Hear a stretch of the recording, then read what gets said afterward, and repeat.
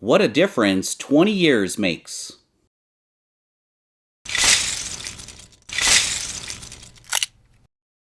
Hello everybody, Jazz here with you. This is my fourth build video, and I decided to do something a little bit different because, again, this is a new channel. I'm still learning a lot, and this build video will be more on a review rather than just a speed build and talk about the minifigures.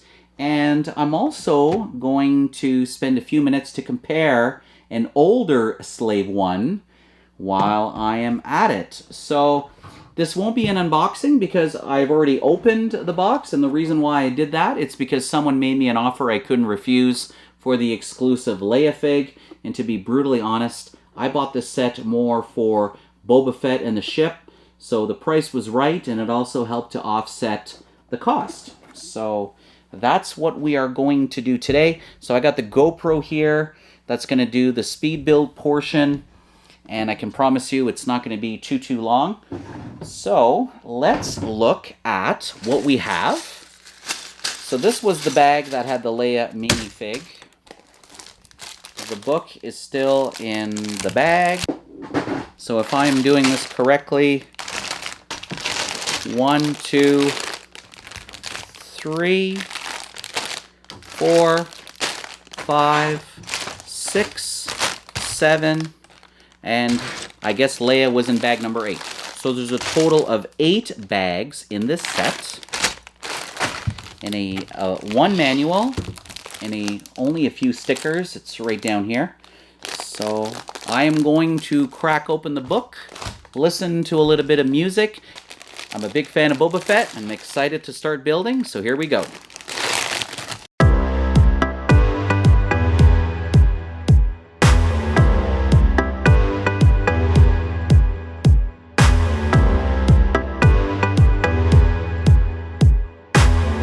Okay, so I just finished bag number 1, and it's strictly the bottom of the ship.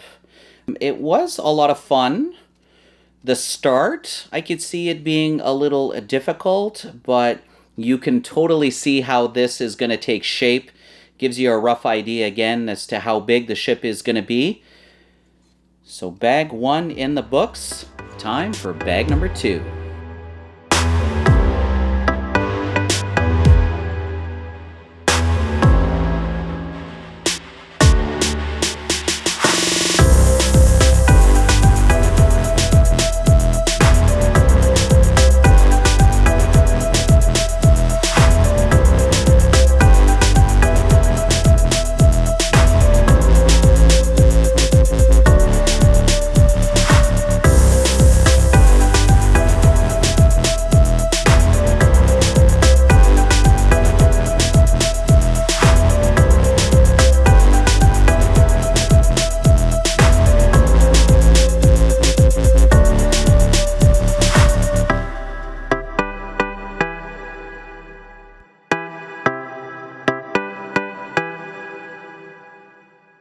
Okay, so I am not going to lie, I did break a bit of a sweat with bag number 5, but it's all done. There is no room for error, and that's what's fun about some particular sets. I mean, you want a challenge, and this set is definitely turning into that. So I don't know about you, but when I do build, my back does get a little bit sore, and I chose a horrible chair to build today. So I'm going to take a little bit of a break, and when I come back, I'm going to finish this set and share my thoughts.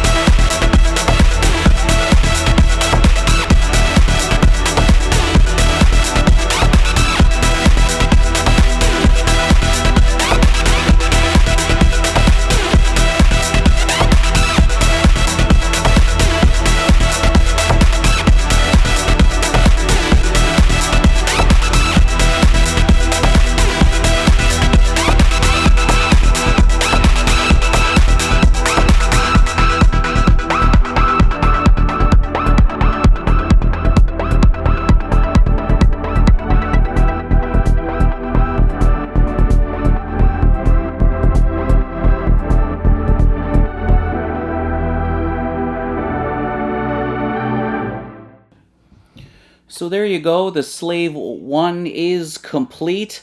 Now it's time to review it a little bit up close, look at the minifigures, and compare it to the older Slave 1. So here we have the oldest Slave 1, the first one ever built, and the latest. So before we go into the newer one, let's explore the first Slave that came out in the year 2000. This one came with just one Boba Fett minifigure, and it also came with a Carbonite Han Solo, but that doesn't really count as a minifigure.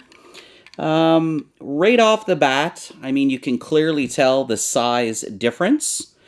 And the first two Slave ones that came out had the brownish color. The newer ones, more of a maroon type of red. Now, I mean, overall, as far as detail, I mean, it does have the flaps that move. They both have movable flaps. They both have the canopy and a spot for Boba Fett to fit inside. At the bottom, you have a little bit more color with the bright orange, I guess, engine thrusters there. So, I mean, not a bad set overall when it first came out, but you can clearly see the evolution of the Slave 1 when we compare 2000 to the year 2019. Now, with this ship as well, if the ship is standing up, Boba Fett can pilot this way. Instead of red thrusters underneath, we have blue and definitely more detailing underneath. We see an exhaust over here. And I had to put my finger here because just like the other Slave 1, you have the Han Carbonite. This one counts as a minifigure, but... And then we have the blasters in the back. We have the twin blasters as opposed to the single blasters on the 2000. The only thing, I mean, there is the glass part, but here it doesn't, it just comes off, so it's not just it just doesn't just open. So that, I would say, is a significant difference. I just like, obviously, the color of this one. It has more colors than the original one.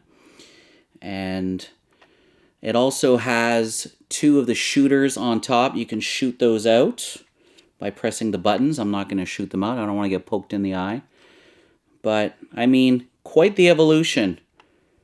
Just a beautiful, beautiful ship. So let's take a look at the minifigures real quick. So the original Slave 1 only has a Boba Fett fig.